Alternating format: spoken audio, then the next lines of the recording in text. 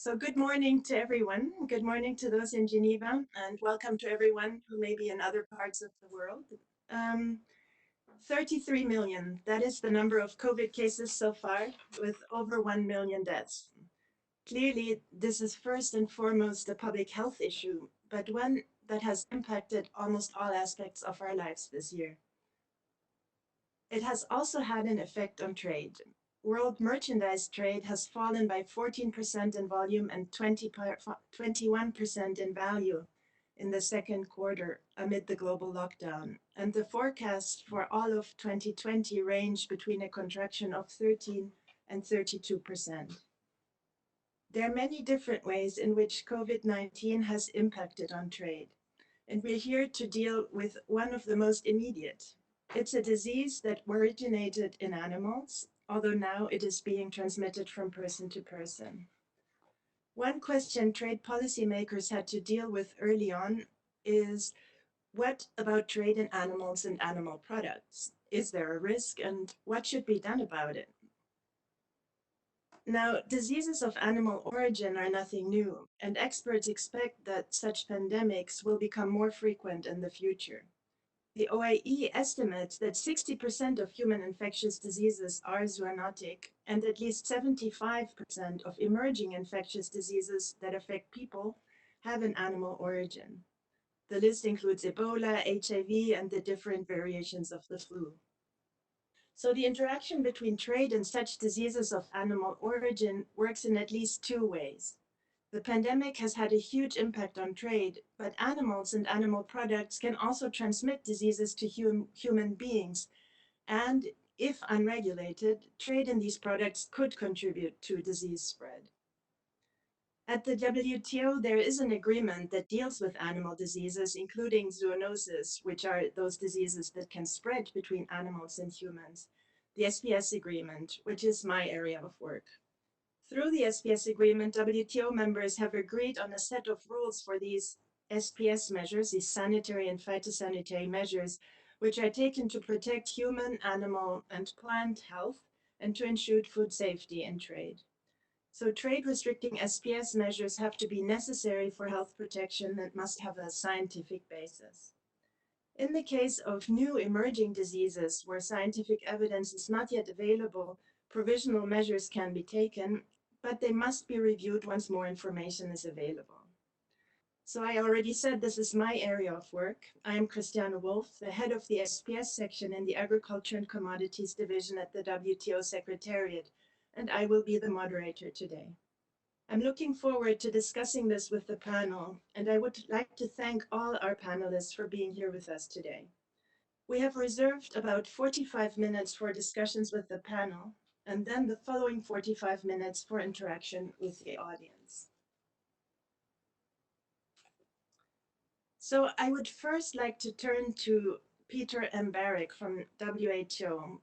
Peter is in charge of monitoring nutrition and food safety events in the WTO's Department on Nutrition and Food Safety. Peter, you and the WHO have really been at the center of the international response to COVID-19, and its role in relation to public health, I think, is very clear. What may be less clear to people is WHO's role in relation to trade. Could you tell us a little bit about that?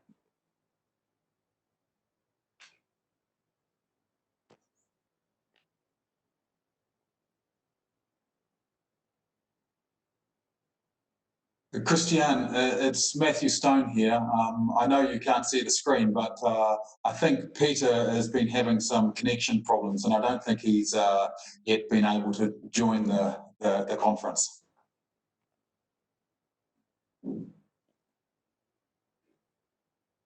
Okay, thank you, Matthew. So why don't we start with you then? And I will just very briefly introduce you. I mentioned that the SPS agreement places a very central role on science, and it also strongly encourages that national SPS measures be based on international standards. And for animal health and zoonosis, the SPS agreement recognizes the World Organization for Animal Health, the OIE, as the relevant standard setting body. So Matthew Stone is the OIE's Deputy Director General. Thank you for being with us today, Matthew. And I wanted to ask you if you could tell us a little bit more about the OIE's role, in particular in standard setting for trade in animals and animal products, and how these standards ensure that trade is safe. And then also if you can tell us a little bit about the role of wildlife trade and how the OIE deals with that. Thank you very much, Christian, and thank you for the opportunity from WTO for the World Organization for Animal Health, OIE, to be a part of this panel on this very important topic at this very important time as the world faces the COVID-19 crisis. For the OIE, we have, like many organisations, been re-examining our role in helping our members build resilience against the sorts of health crises that we're seeing at the moment. And the standards that you've mentioned are a broad set of standards developed by the OIE's 182 member countries that cover horizontal matters such as surveillance and early warning systems, emergency preparedness and contingency planning, One Health and quality of veterinary legislation. We also have the broad offerings within the area of what we call the terrestrial and aquatic manual relating to laboratories. And in fact, the OIE has been exploring our service offering, and in particular, how we can better complement, let's say, the standards themselves with a capacity building framework for our members. And over the last 10 years, the OIE PVS pathway has been the centrepiece of that capacity building framework for our members. Now, in direct relation to international trade, we've recently completed a very interesting study. It's published on our website, and it's explored the challenges faced by veterinary services in the context of international trade, and looking at examples of best practices. And the framework that was created explored the required competencies before a trade negotiation commences, so preparing to engage in trade, during the trade negotiation process itself, and then after the trade negotiation, during the implementation of the process. And it's a very interesting study that uses infographics, it draws data from the PVS pathway process. And I'm not going to try and explain everything related to this, but the process, the competencies required to engage in trade are directly mapped to the competencies within the PVS framework, and 20 particular critical competencies, as they're called, are of great importance. And we take a group of 50 recent, so over the last 5 years, PVS evaluations in different countries, and those countries are categorised. You'll see in the middle of the screen the categorisation framework: Group A, Group B, Group C, Group D. Group A countries were countries already strongly involved in import and export matters, so very strongly engaged in international trade. Group B was strongly engaged in export, Group C engaged in import only, and the Group D engaged in neither import nor export very strongly. And the critical competencies you can see, well, it clearly illustrates the gap that needs to be filled, and that's what we'll be working on with our service offering into the PVS pathway to help those countries that want to engage in trade identify the competencies that they need to build and to deliver training for them. Now let's focus on wildlife for a moment, because this is a subject that's also been at the heart of an important program of activity for the OIE with the support of the European Union. I'm referring to the project called the Igbo Cersei project, which focuses on Ebola, but also other hemorrhagic fevers, and is centred in 10 Central and West African countries. And it's a comprehensive project with 3 core objectives: increasing surveillance capacity, raising community awareness, and strengthening surveillance protocols. And we're using the experience in that project to, we hope, build a more comprehensive OEE wildlife health management framework. Now, part of the challenge that we know with wildlife health is that our members, the government veterinary authorities that are involved in animal health, animal welfare, and veterinary public health, are very often not the same authorities that, for instance, engage with CITES from the perspective of conservation and biodiversity. And so what we have to demonstrate, and this is going to require the collaboration of international organisations, we have to demonstrate how our members and the government veterinary authorities responsible across this broad framework can join up, join shoulders, link together and deliver a comprehensive service offering across wildlife health management. So that's the program that we're looking to build now. So just to finish with a few key messages here, for us, for the OEE, we have a diverse service offering around training and capacity building. And we're very dependent on our resource partners there. And there's a very clear correlation between veterinary services capacity and their participation in international trade. So we're looking to develop and deliver well-designed One Health capacity building programs serving multiple purposes, increasing our scientific understanding of the complex epidemiological problems that we're facing, developing those national One Health relationships and joining them up with the government veterinary authorities responsible for conservation, biodiversity and wildlife, developing improved service surveillance and early warning systems for public and animal health protection. And all the while, this has to be grounded in a framework of good regulatory practices. So just to finish off, this is all about, for the OEE, building that investment case for investment in animal health systems and strongly linking that to the framework of the Sustainable Development Goals. Over. Thank you, Matthew. And that's quite a broad view you gave us, both of the OAE's capacity building efforts, the PBS pathway, as well as the current work on wildlife. Now, you mentioned the relation to conservation efforts, biodiversity, and I wanted to take a look next at the linkages to biodiversity and conservation efforts. Delia, you are the author of the UNEP ILRI report, Preventing the Next Pandemic, Zoonotic Diseases and How to Break the Chain of Transmission. I wonder whether you could explain to us what linkages did you find between habitat loss, the trade and use of wildlife, and the emergence of novel zoonoses? Could you explain that to us, please? Good morning, everyone, and I'm very pleased to be here and share some of our findings with you. Next, please.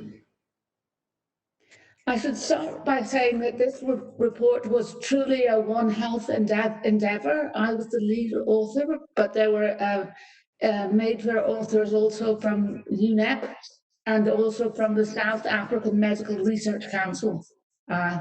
So that we were covering all aspects of wildlife, livestock and human health.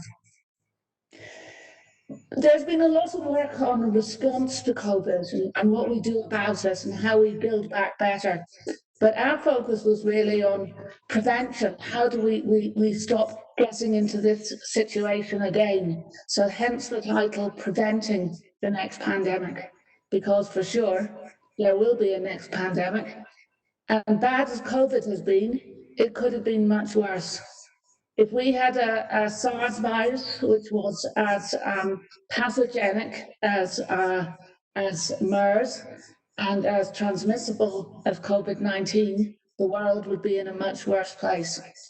So one of our key findings in terms of why these pandemics are coming, because unless we know why they're coming, we can't stop them, was that the problem is people. And the problem is people's desire to eat food, and especially to eat animal source foods. And this is driven by several factors. chief among them being the huge increase in population. Africa, where I work, has gone from around 100 million people in 1800 to an estimated 4 billion people in 2100. So that's a big increase in food requirements. So this demand-driven revolution causes changes in supply. And one of the main changes is that the animals which you can ramp up the supply fastest tend to become more common. And these are what we call the monogastrics, poultry, fish, and pigs. And they are quite amenable to industrial intensification.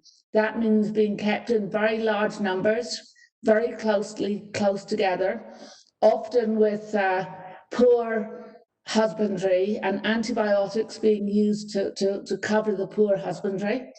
And they're often genetically very similar. And this makes them the ideal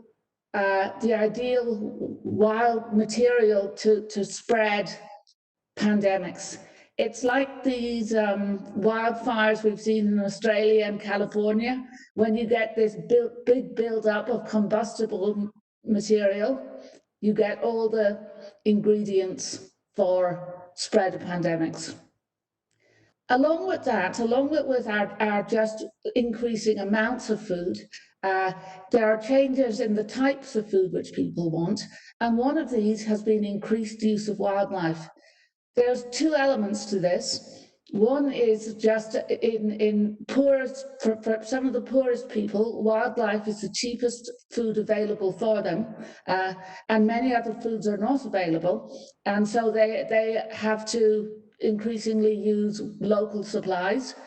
But the other thing is an emerging market, elite market, both in Asia, but also in Africa, where rich urban people choose to consume wildlife as a status symbol or because they believe it has special properties. And all this, of course, leads to degradation of the natural environment. And when you have a degraded environment, you lose something which is called the dilution effect of biodiversity, which means, again, that pathogens are more likely to rise quickly in numbers, along with pest species, and they are more likely to come into contact with livestock, and then you get pandemics. This is facilitated by climate change, which moves pathogens and vectors to places where they encounter naive populations. And it's also facilitated by travel, trade, transportation, which of course is, again, demand driven. When people want food, food will flow from where it's being harvested or produced to where it's being eaten. Next. So unsurprisingly, we have seen a large increase in diseases spreading from people, from wild animals to livestock and to people. This is just a summary of some of the most important. The ones with a blue thunderbolt are the ones which involve domestic animals, which is where, of course, ILRI, the institute I work for, is particularly interested. Next. So as was mentioned, most emerging diseases come from animals. And this was an interesting study originally done by University College London, where they mapped all the emerging disease events from the 1930s, when we first started to have reasonable information on these. And those are marked in the map in red.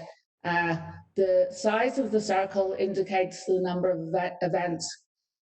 And then, along with UCL, we updated this in the 2012 to look at the more recent events. These are ones which had happened in the first decade of this century, and they are marked in blue. And I think you can see an interesting pattern that for the first 70 years, Most events in red were occurring on the eastern seaboard of the United States and the western seaboard of Europe, where industrialization of livestock occurred first. But in the more recent years, where you see the blue spots, we're getting emerging events in the rapidly industrializing developing countries. Part of this, of course, is just we're getting better at detecting diseases, but we also think there is an underlying pattern. Next, please. This is a study we did commissioned by OIE, actually, which was just to try and understand the veterinary services understanding of how diseases, animal diseases, affect export. Both exports to countries outside Africa and countries within Africa.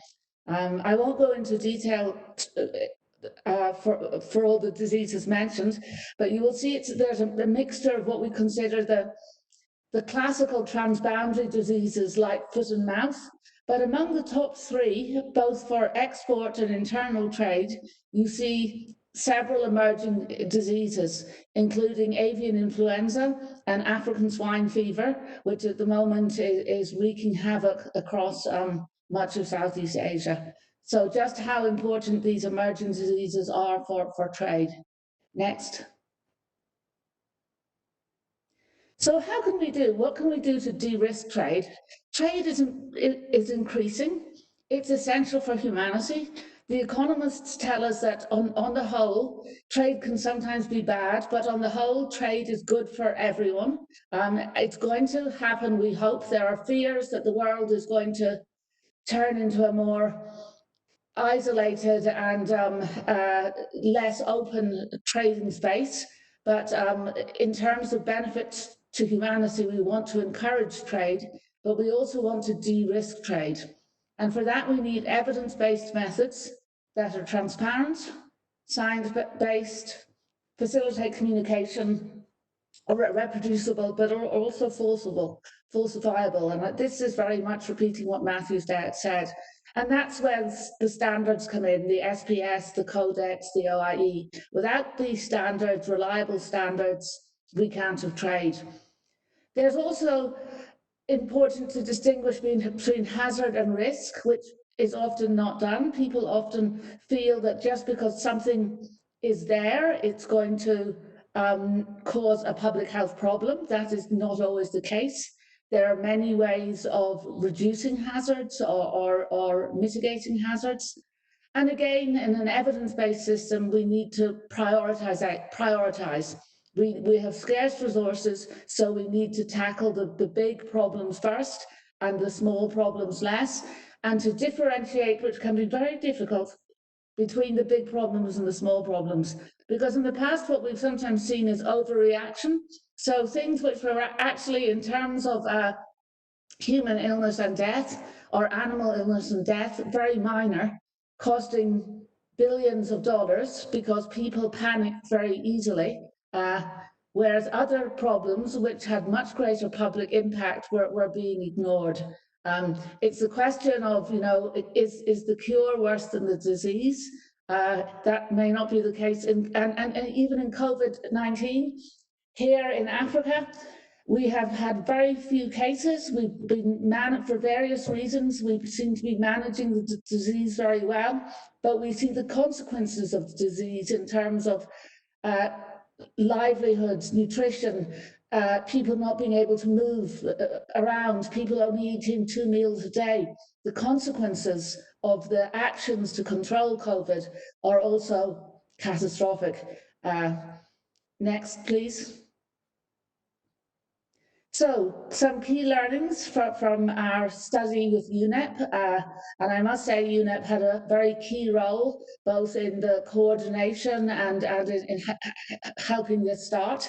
And we now have an MOU with UNEP, so many thanks to them, especially Martin Capel, who led their efforts. Trade is large and increasing, but some products and places are intrinsically high risk, and we need to do better at identifying them. And wild animals and farmed wild animals are particularly high risk.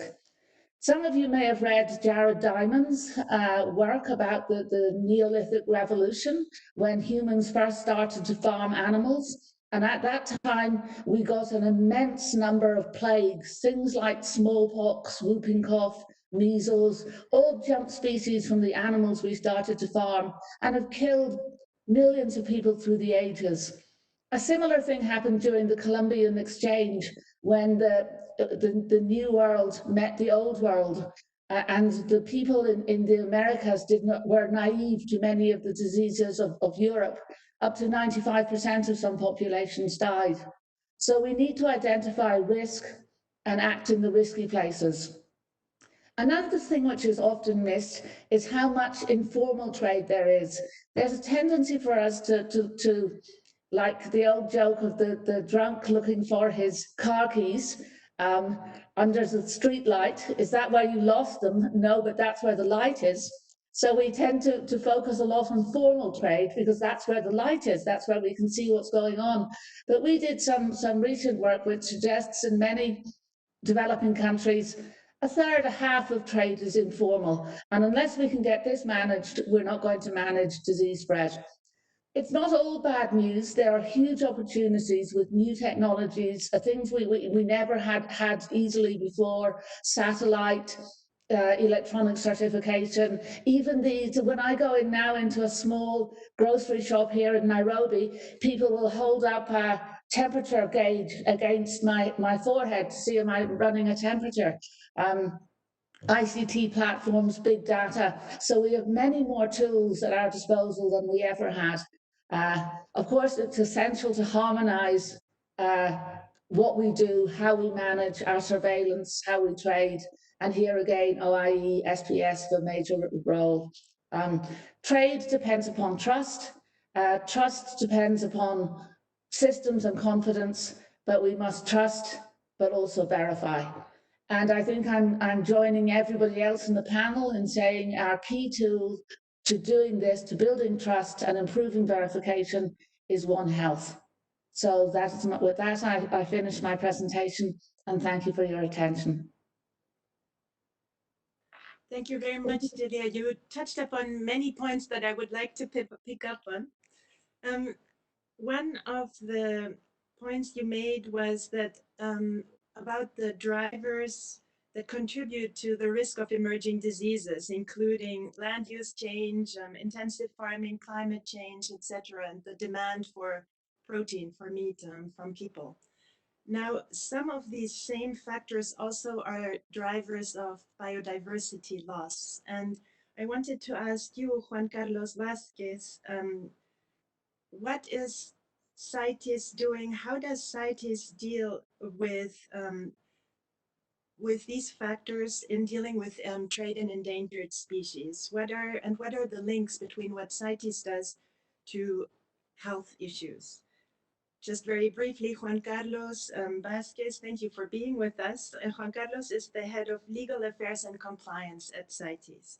So the floor is all yours, Juan Carlos. Hello, everyone, and thank you, Christian, for the invitation and for having CITES in this panel. And I'm very pleased to participate in this conversation with my other panelists because they are saying things that are very important for us, like the need for interaction and the need to understand intersections here. So one of the intersections is between biodiversity and health.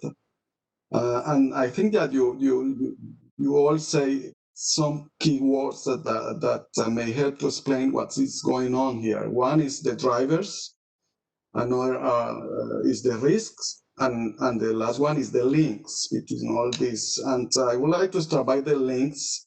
Next slide, please. Between wildlife and health. And then I will say a few things about the drivers, the notion of risk, and the CITES approach to trade in products. CITES is the international agreement that regulates trade in wild fauna and flora that is internationally protected, basically. We are trade regulators for wildlife and have a close relationship with WTO, and with OIE, we have an MOU as well. And I think that this intersection between sanitary measures and trade measures is also very important. And by the way, I was thinking of the Greek mythology with the god Pan. The god Pan is the god of the wild, but Pan is the root of pandemic and of panic as well. So we need to be careful with the panicking mood that this crisis may generate on many of us. We would like to think two aspects of this. First, this COVID-19 is not an accident. It's the result of human interactions with nature that had accelerated in a manner that is detrimental for nature since 50 years, but started 200 years ago. And the second one is that the crisis is an opportunity.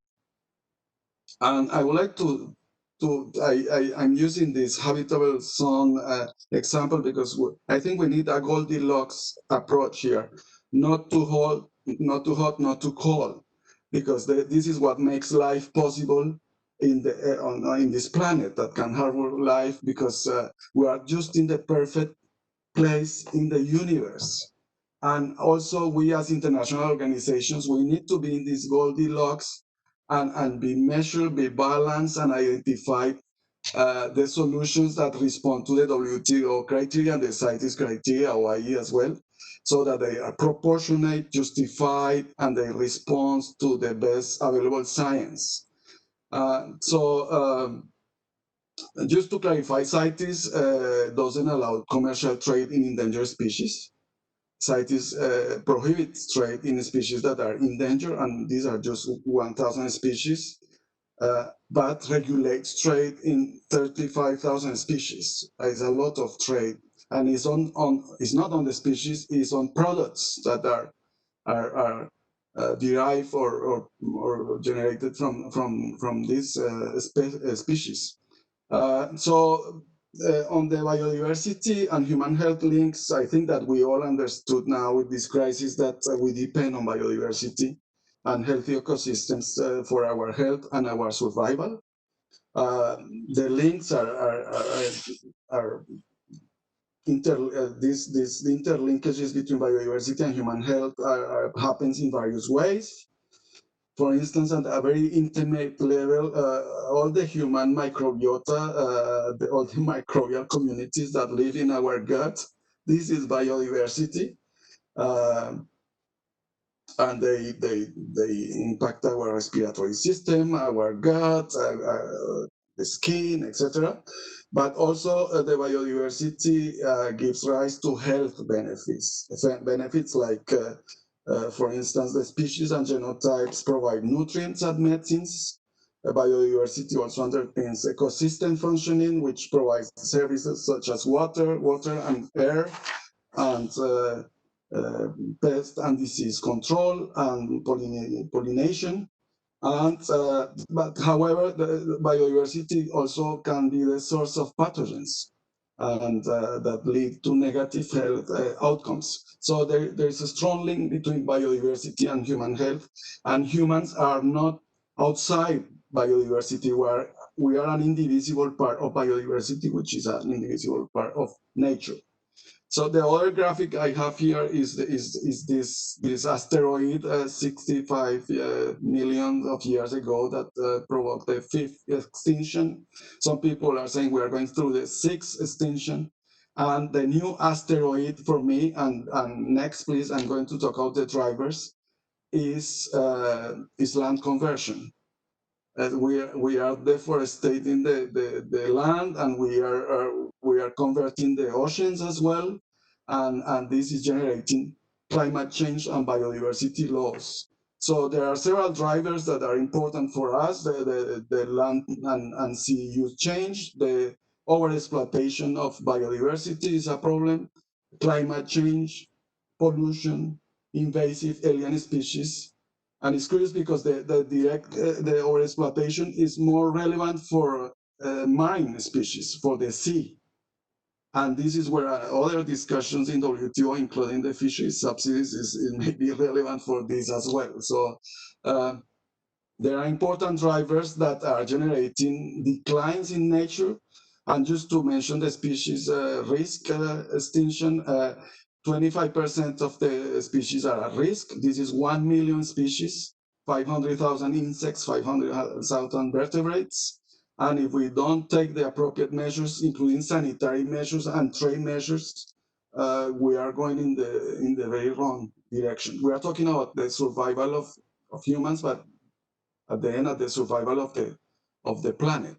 How we delay these extinctions is what we need to talk about now. And the new asteroid is land use. So wildlife trade, and I'm going to talk about the risk now next, is wildlife trade is a risky business. There are sanitary risks, sustainability risks, economic risk. But the question is a new or is an old risk? And I think that what humans were wild at the beginning, and we have been interacting with wildlife for millennia. So it's not a new risk. Can we manage this risk? Can we mitigate this risk?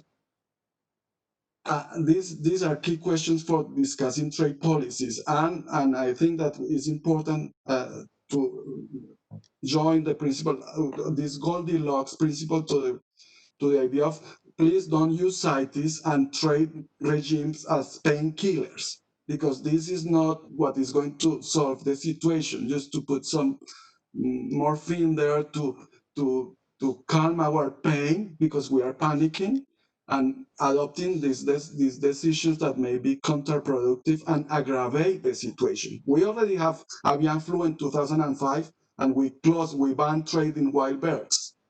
That didn't prevented this pandemic, because these are easy measures to adopt. They are cheap, and I think that we are going to discuss this later. So I don't want to talk more about the trade measures now, but I think that's a discussion that we need to have. But what we have been doing in CITES is trying to join forces with others. We realize we cannot do this together. We need to understand the division of labor. We are not going to reinvent international law now just to respond to this pandemic, because there are things that are working. So Matthew already explained what the veterinary services are doing. The problem sometimes is that the veterinary services and the wildlife management services are not talking to each other, are in different departments, ministries. So this needs to be resolved.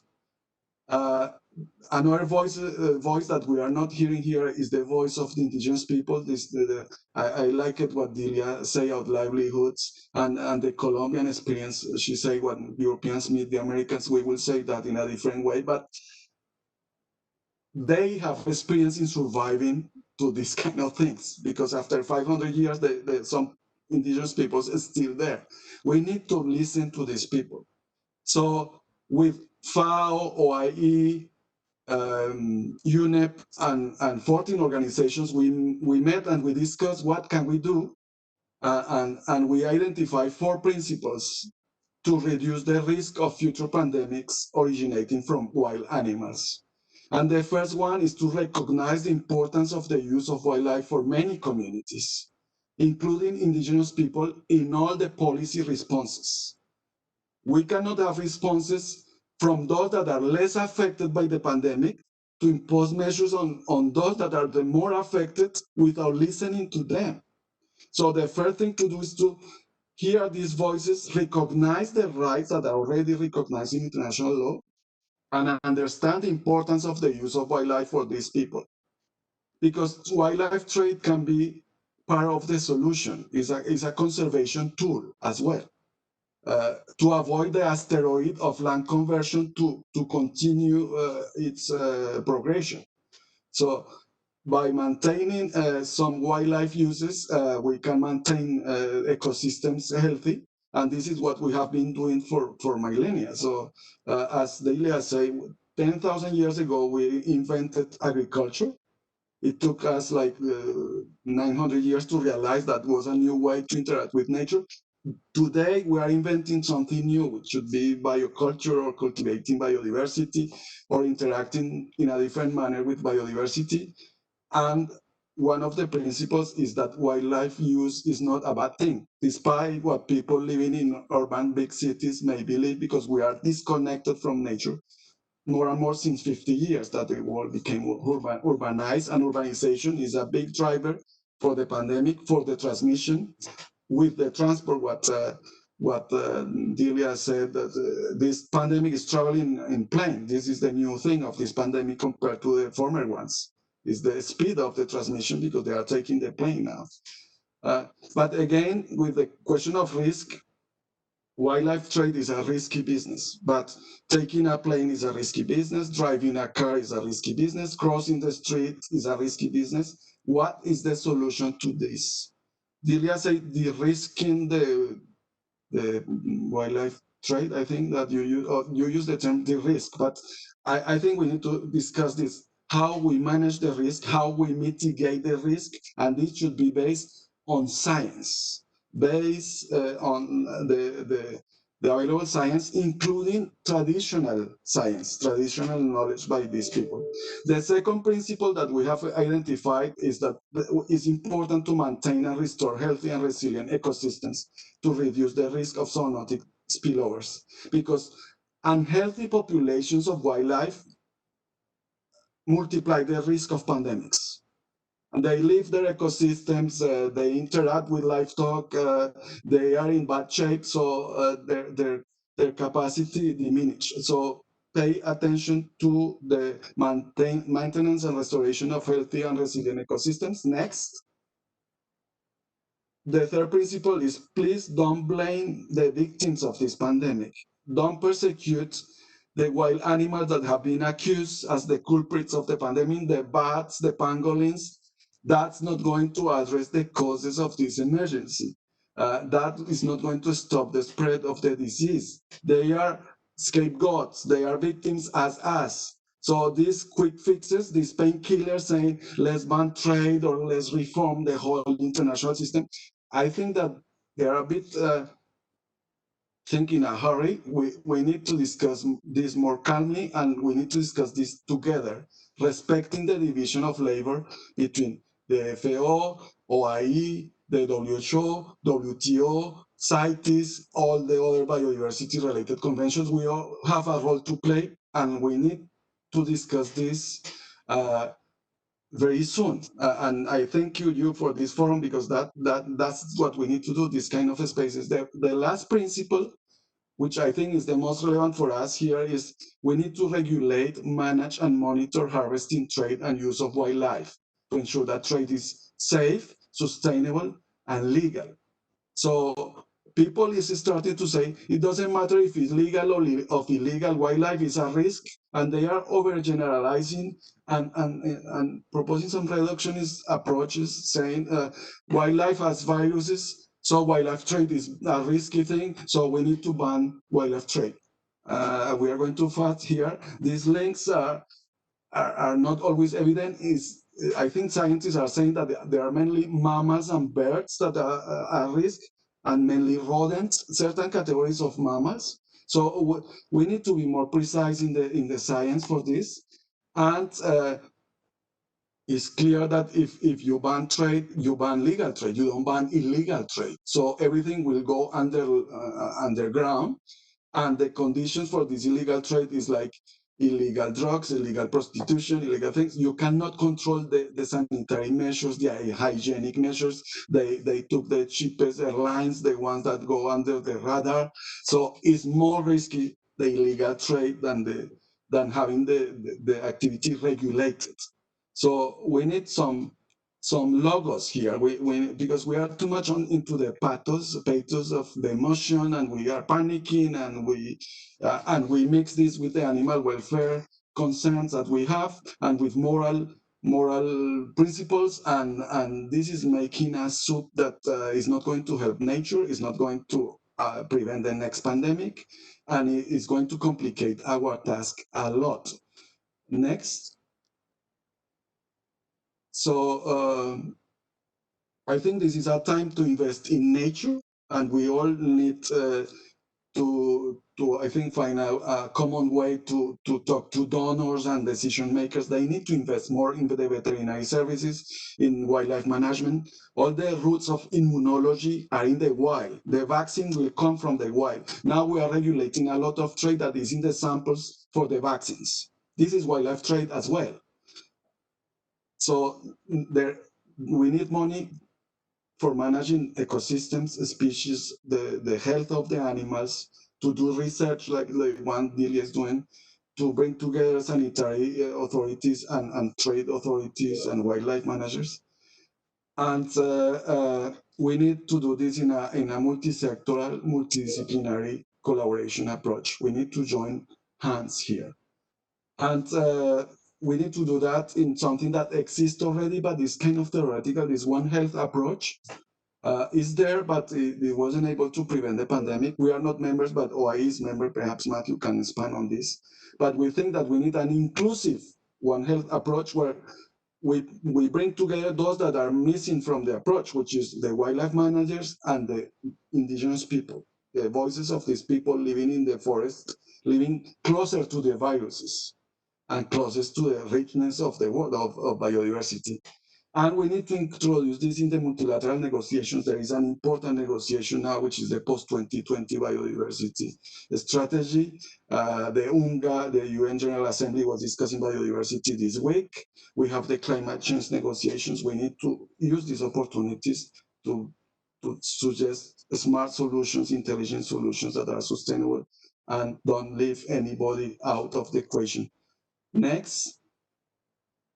And so we see, as Matthew and Delia have said, One Health is the approach. We need to bring together human health is not disconnected from animal health and environmental health. We are all together in this planet. We need to work together. It's been said many times, but we're still struggling to do that. So I think that, and that's why I didn't span a lot on what CITES is doing. CITES is reflecting on the issue.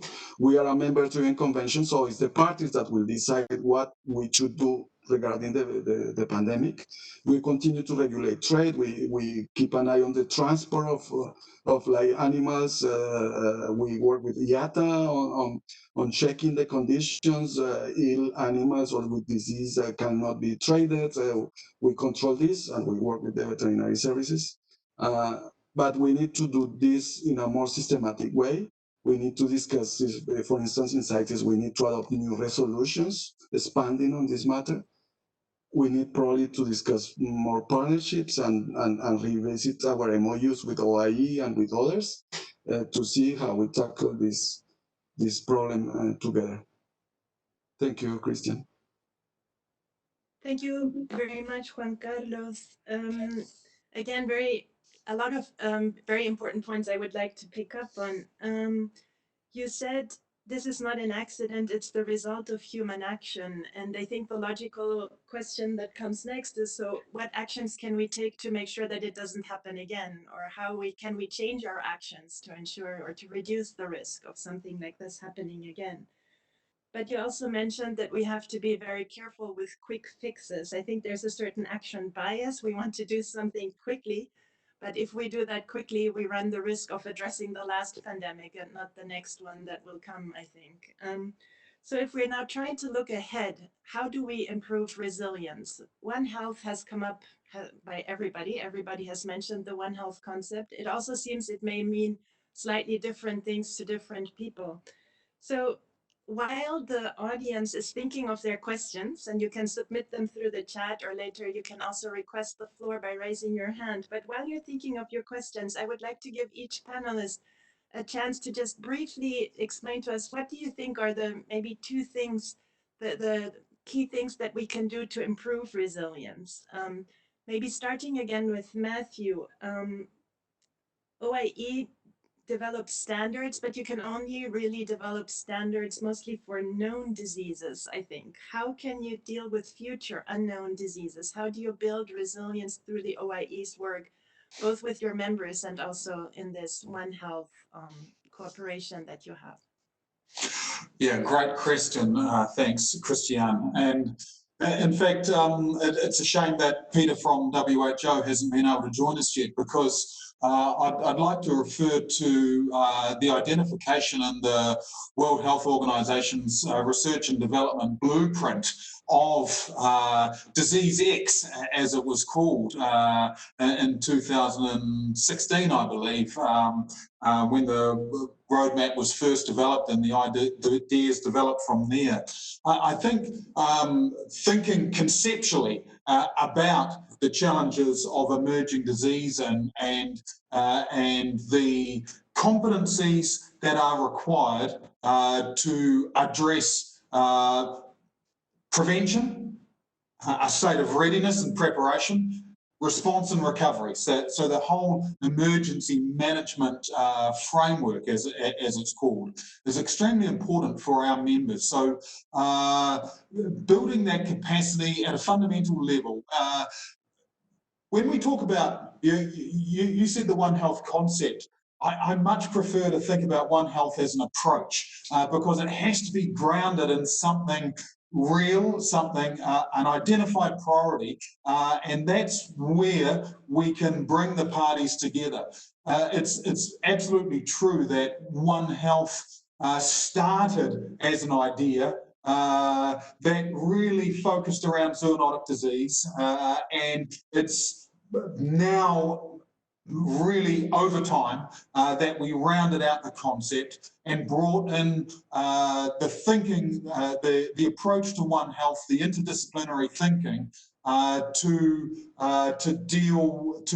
bring in those aspects of the ecosystem services, including biodiversity and conservation values, into some of the wicked problems that we're facing. Now, for us at the OIE, resilience fundamentally means building those competencies and the capacities that help us to adapt to change. And we're living in a highly dynamic time at the moment, and aspects such as climate change are going to increase the occurrence of, for instance, adverse weather events. They're going to increase the rate of disease emergence. And so all of these drivers are creating new challenges for us. And so it's important to, I mean, we can't see these things as contradictory, but what I would like to advocate for is using the One Health approach to round out our consideration of specific priorities and make those local wherever they are, whichever country you're in.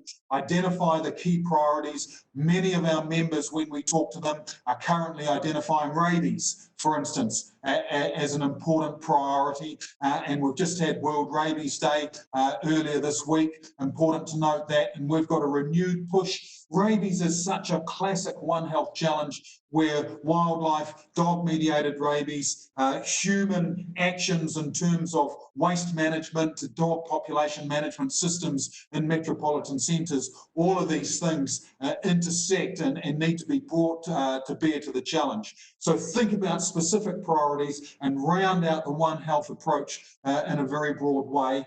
But then also a really broad focus, a fundamental focus on the core competencies, the capacity of veterinary services, but also other services, human health services, conservation biodiversity services, wildlife services at the national level, investing in them in a general way, because many of the aspects that contribute to the good regulatory practices, coming back to that aspect, across these government services, can take quite a common approach to training and development, and certainly for the OIE and our partnership with WHO in what's been called the National Bridging Workshops, which is now a program that's been rolled out in a number of countries, where the human health services and the animal health services are brought together to focus in a specific priority, but they're doing it together in a way that helps them to share their experience, to communicate their paradigm, which is very important, and to really come together to address a specific problem, but through that approach, build a generic capability.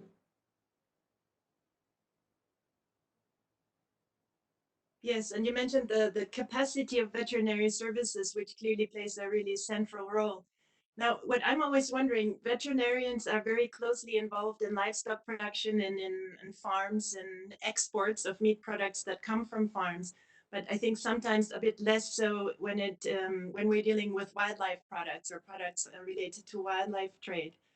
And I have a question of how does one go about that? I mean, clearly, having national authorities responsible for different areas talking to each other is a necessary first step. I wanted to turn next to Delia to ask, so how do we take into account the importance of wildlife for people's nutrition and livelihoods and improving resilience? How do we incorporate that into our thinking? What are the actions that we need to take? Yes, I mean, I think it comes back to systems thinking and to kind of looking at an ecosystem with all its components, people, animals, wildlife, and understanding the importance from the perspective, and this is very much what Juan was saying as well, from the perspective of Indigenous people. But too much in the past, I think, has been about telling people what to do, and not enough about giving them incentives to change their behavior. And many people, you know, are willing to, I mean, actually, often harvesting wildlife is in itself a risky, unpleasant task. Sometimes it's things which people get enjoyment out of, oftentimes it's not. So finding alternatives whereby people can meet their needs in ways which are acceptable to them. And that's changing a lot too. You know, communities which I used to work a lot in pastoral areas in Kenya and Uganda, and communities who at one time were much more focused on what you might call a very traditional way of life, are increasingly focused on getting their kids an education, getting somebody to move to the city or and send remittances home. So again, it's a very dynamic situation. We need to understand what's going on and build in incentives, because that's the only way we will get behavior change. I think WHO may have joined us now. I'm just wondering, is looking at the attendee list. Correct, Peter here. I have joined. Sorry for the delay, some personal issues that I had to deal with. Peter, and welcome. I'm glad you could make it. So I think we should first, before we continue with our discussion, give you a chance to speak a little bit about the WHO's role in relation to trade. So maybe we need to bring the focus now back to trade. Could you tell us a little bit about WHO role? And then maybe, since we're focusing right now on prevention and building resilience, what do you think WHO can do? We've heard quite a lot about the One Health approach. I don't know if you heard some of those discussions. So we would be curious to hear your side of that story. Yeah, no, I just started, so I haven't heard, unfortunately, the other part of the discussions. But yeah, as you know, we've been involved in this event since day one, and have also engaged with our partners, and most of them are here today on the panel, also since the beginning. And focusing on the topic at hand today. It was clear from the beginning that there was two big issues of relevance to our discussion. One was the discussion about the origin of the virus, the spillover events, how can we prevent that from happening again, how can we find the source of this event. And we've been very much engaged in that, and promoting and pushing for the right studies to be done, both in China and elsewhere, and are still working on that. And the other big item was in particular, at the beginning, when a lot of countries went into lockdown, and restricting travel and movements and so on, being able to continue to ensure a steady and safe food supply across the globe was a critical item. I remember even here in Geneva, apart from pharmacies, the only thing that was open were supermarkets and food shops, showing that how critical the food supply was in parallel and at the same level as the public health sector. And we therefore also worked early on developing guidance for the industry, for national food safety authorities with FAO and OIE and other partners to provide guidance on how to maintain these supply chains. And clearly the trade in food has been affected initially because of the limitation in transport. In particular, the part that was supported by commercial airlines, the cargo freight of long shelf life product, I think that went still fairly well on despite all the restrictions. But the fact that commercial airlines who apparently were the ones supplying in the cargo part of the airline the bulk of the fresh produce and fresh products and fresh seafood transport across the globe has been suffering and being restricted, and that has been an issue that we somehow were not prepared, and none of us dealt properly with, I think, and we should learn a lot on that aspect.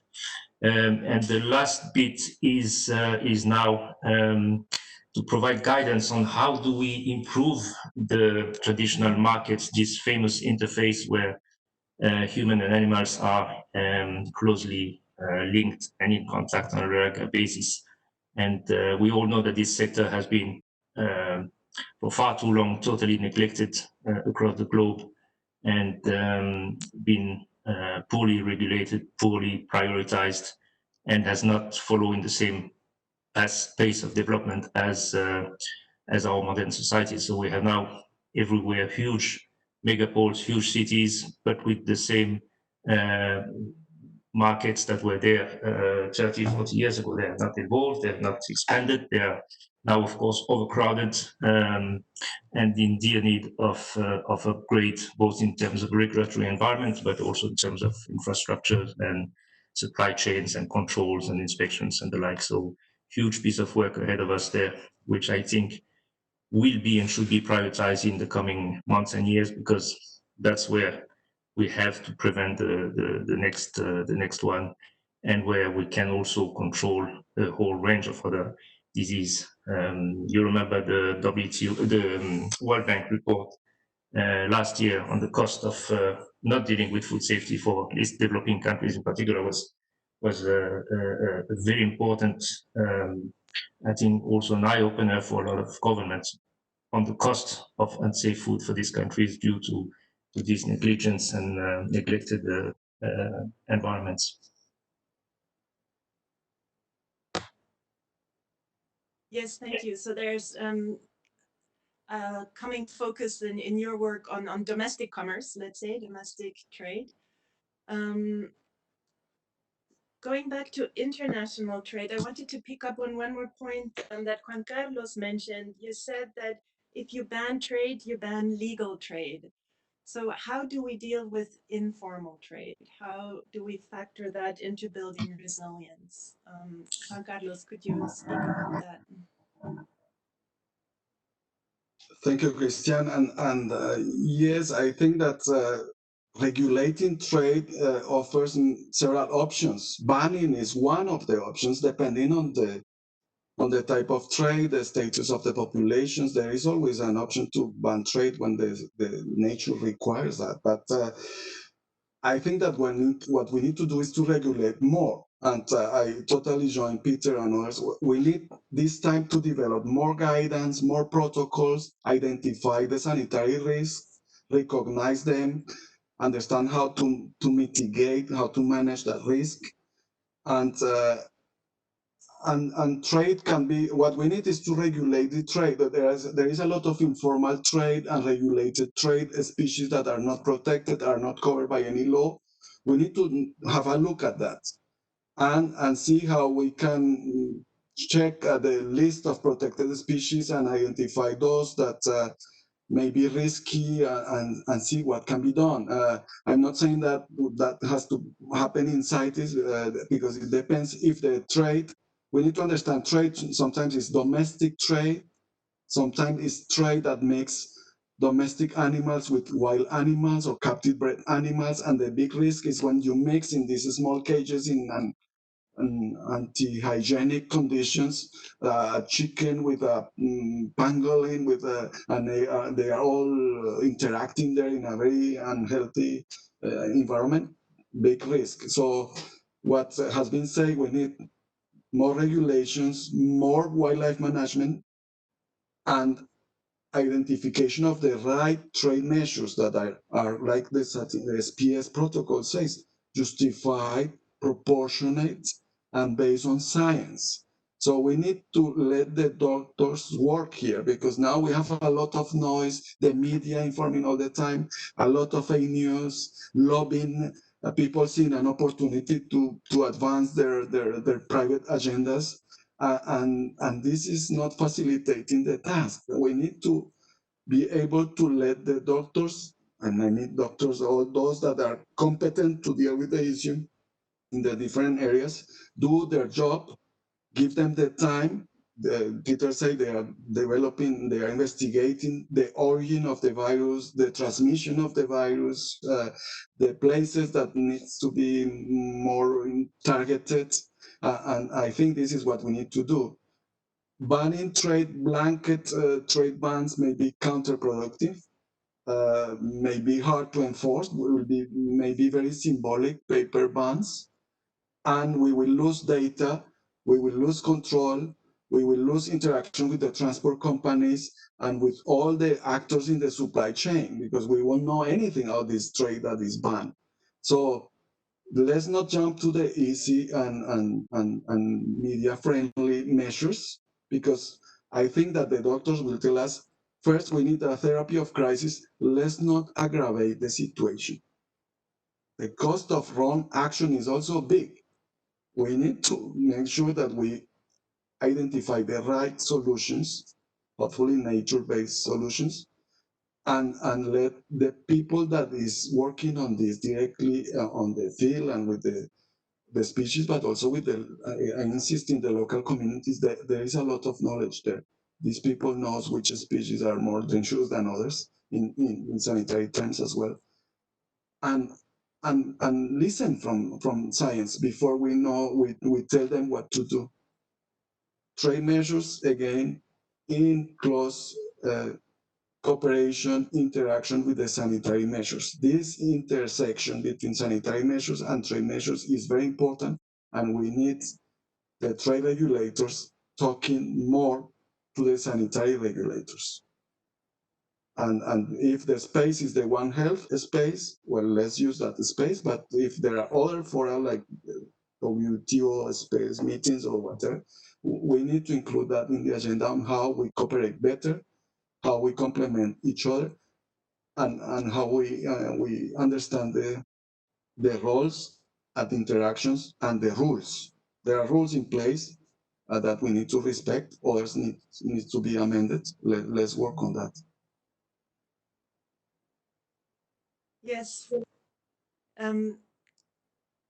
that's a really interesting point. I think one of the places also where we see some of this interaction here at the WTO is in the SPS committee, where you have policymakers from human health, animal health, plant health coming together with trade people to discuss some of these issues and to what extent are trade restrictions necessary, to what extent are they based on science. Now I understand that Peter is asking for the floor. Before I give him the floor, I wanted to encourage the audience. Please, you can use the chat function. There's a Q&A where you can post questions in writing or comments if you wish. You can also raise your hand to ask for the floor. We have about 20 minutes left, and we wanted to go into the second part of our session, which is an audience discussion guided by the question, what actions can policymakers take to increase resilience to the emergence and spread of diseases of animal origin through trade? So trying to keep the trade focus, trying to keep the focus on resilience in these questions. Now, as you're thinking of your questions, hopefully submitting them and raising your hands, I will give the floor to Peter. I think you wanted to add something. Thank you, Christine. Yes, very quickly, aware of the timing issue. No, I think it's also important to note that we also have to work on the demand side. We also have to work and do a lot of groundwork in terms of understanding the demand and the parameters behind the request for this type of wildlife product for food, and educate this section of the population that is demanding these products and against the risk associated with this. We also need to do individual risk assessments of the different type of live wild animals. Some are perfectly safe and can be traded in a sustainable way and productive way. The farm wild animals can also be traded probably in a safe way, because you can control trades, you can control live farmed animals in a way you cannot do with wild captured animals. So there are a lot of fine-tuning to be done, but clearly the trade of live wild animal captured in the wild, and as our previous speaker was illustrating, and then traded in unsanitary conditions across the globe to service markets that are willing to pay a very high price for this type of product, that's totally unsustainable and has to stop. But again, not as a blanket measure, but an initial emergency measures followed by these individual risk assessment that can allow development of appropriate measures, so everything does not go into a black market as nobody wants that to do. So it can be done and it should be done, but we need to put the right measures in place and the right regulations in place. Thank you. Thank you, Peter. Are there any questions from the floor at this point? Would anybody like to ask a question or make a comment?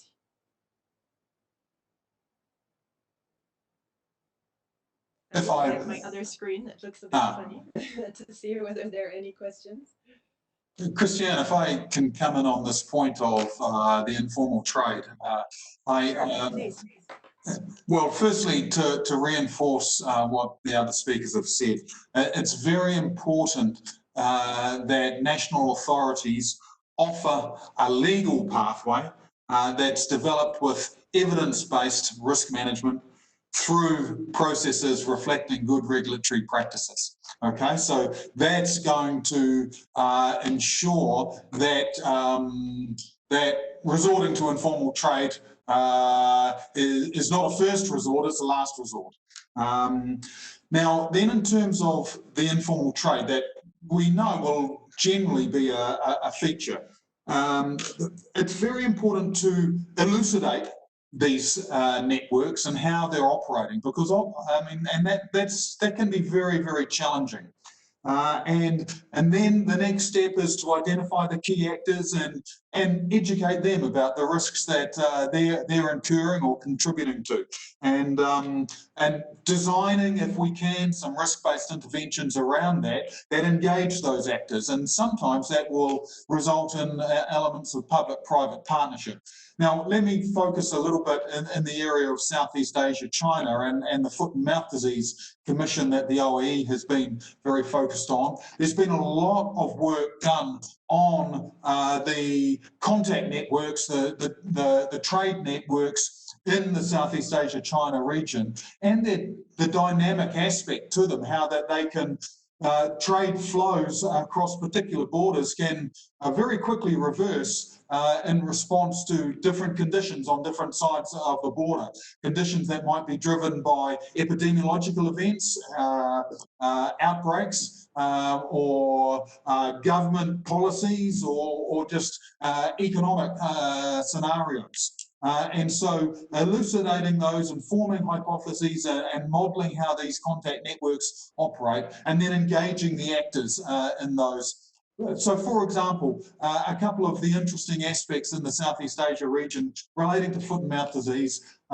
Animal flows out of Myanmar have been very interesting for many years, and the flows up into China, China's understanding of how those flows are operating, the creation of animal processing centres on the China side of the border to reduce the risk of the product flows into China. One example, the flows down into Thailand and Malaysia of livestock, working with the traders in those scenarios that Malaysia has done to create essentially privately owned quarantine facility under government regulatory control to provide the trade participants a legal pathway.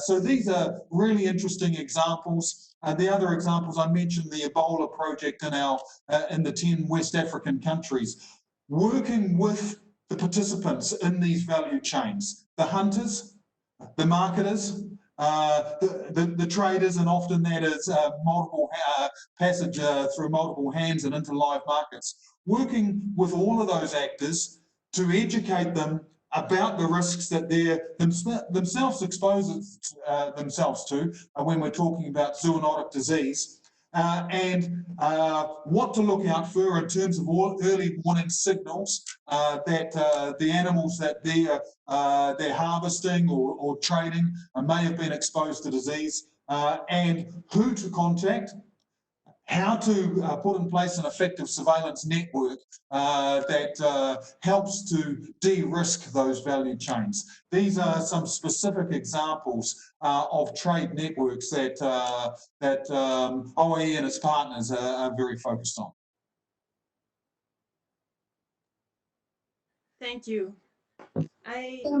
Julia here, just if I can add on quickly to that. Yes, of course. And I'd like to get back to the wet markets too, because they're often linked with the informal trade and often even, you know, cross-country informal trade. And they have to be, I think it's the same argument as Juan Carlos was making. If we just try and do a blanket ban, as has been recommended by several people, we risk forcing things underground, which always makes it worse. But also, these wet markets are often unsanitary, that is true, but they especially in Southeast Asia, they mainly employ women.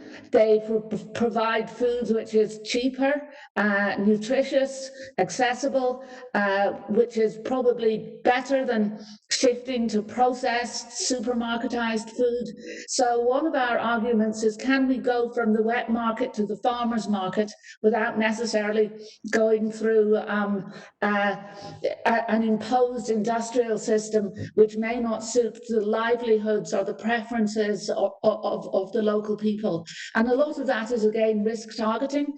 I mean, we work in Vietnam. Only a small minority of these markets actually sell exotic animals. They tend to be sold through other value chains. So how can we kind of upgrade and work with these wet markets rather than trying just to ban them? And also the last thing is, awareness is essential and education. But among the very poor people, the awareness is not enough. We've been doing various experiments where people were being offered aflatoxin. This is a hazard-free food, not at a regular price, but at a subsidy. And after a few weeks, they stopped buying it. So people express concern. It's good that they should be aware, but in practice, it needs some kind of incentive, some kind of direct, immediate, concrete, either benefit or punishment for people to change their behaviour. And I'm afraid that even their own health And certainly the health of other people is often not enough to change their behaviour. So that's an area we're working on very actively now. And we saw that in bird flu. People got lots and lots of good advice of how to build coops made out of metal and cage their birds and all the rest of us. And they didn't follow the advice because the biosecurity measures cost them too much. Some did, but the poorest didn't. So that's, I think, one of our biggest challenges. Thanks.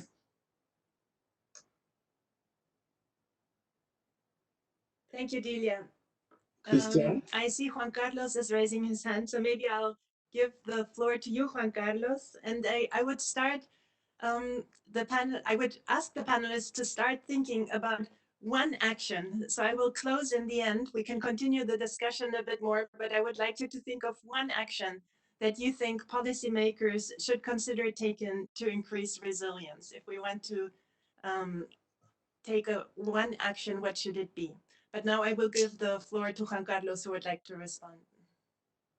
Thank you, Christian. I would like to say a few things about the wildlife trade because I think that we need to be more precise. If we are talking about trade in certain wild animals alive, that's not the whole wildlife trade, because wildlife trade implies many things, including consumptive and non-consumptive uses of wildlife. I think that we have concerns with things that have been said in the media that farm animals are safer than wild animals for health, or that hypermarkets are more safer than wet markets for health. We have problems with these broad assumptions on the food system that may require some major reengineering as well, and the system that we have is not necessarily as healthy, probably more hygienic, and this is a typical sanitary issue. It's not a trade issue. So let's not use trade measures for a sanitary problem. Let's use sanitary measures. So make these markets more hygienic, more safe, more use biosafety measures. They will develop protocols, but refrain for using too quickly trade measures. Let's be careful about educating people on what to consume. I agree that we need to work on the two sides of the value chain, the demand side, the supply chain, and demand side, but there is not educated people and uneducated people consuming wildlife.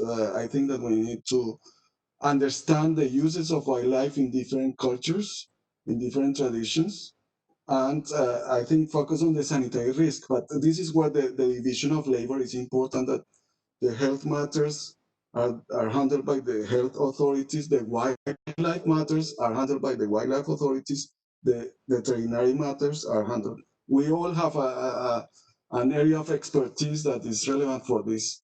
And I keep insisting that as of today, the wildlife managers, I like the big absence of this, and I think it's mainly biologists and all this natural science, plus social scientists are very important, because it's all about humans at the end, the human-wildlife interactions. We need sociologists, anthropologists, and economists, people understand these markets. On the two things, I think that Matthew said already, what we need surveillance networks. We need effective systems to monitor all these movements of wildlife and trade transactions and facilities that bred in captivity animals that will be consumed by humans at some point. And I think we need sharing data sharing systems. So we have all data that we don't share. So we need to be able to develop these systems. And for the policymakers, what we are suggesting, this is the opportunity for a nature-based stimulus packages for a greener and more resilient future. So nature should be treated not as an externality, but as the core of the economic system. And they need to invest more on that. They need to put more money on that. So all these packages that are being discussed to tackle the recession that is coming or we are going through needs to think about about nature-based solutions for this problem. And using wildlife is not bad per se. So we need to be careful with this prejudice that we have. It may be good, it may be a conservation tool to tackle the right drivers, because at the end, wildlife we see is the easy target here. We are all ending talking about wildlife because it's more harder to talk about climate change, deforestation, land conversion, where we are impacting big economic interests and systems. So the wildlife is the poor people using wildlife, basically, and this is the easy target. But this may be the solution and one of the responses to maintain healthy ecosystems where we are able to use the biodiversity in an intelligent, sustainable manner. Yes, thank you, Juan Carlos. We have 4 minutes left, and I would like to give our other panelists the floor and the chance to maybe in 30 seconds each just to tell us what is the one action that is the priority from your point of view. I know it's hard. That we should do to improve resilience, and it should be, if possible, a trade-related action. Who would like to go next? Delia, would you like to give it a try? My reply is actually very much like Juan's. I think policymakers need to put down the microscope and take up the telescope. If we have a healthy ecosystem, we will have healthy wild animals, healthy domestic animals, and healthy people. That's much more cost effective than treating us in the human victim. And that's because ecosystems know no human boundaries. That requires a trade aspect as well as a sanitary aspect. Thank you. Delia. Matthew, what is your one action to improve resilience?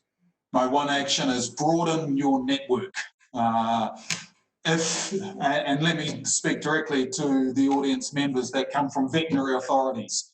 Know who is your national CITES focal point. Know who in your government authorities is responsible for wildlife health. Reach out to them and engage them in your risk management process and become engaged in their risk management process. Thank you. And Peter, what is your one action?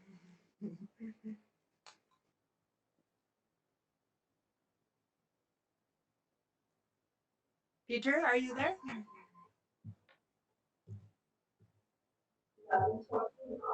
Yes, sorry. I was a problem with my microphone. Yes, I think we should not forget the huge impact that the current event has on the entire world and will have in the coming years and even decades. And because of that, there is one action that absolutely needs to be taken.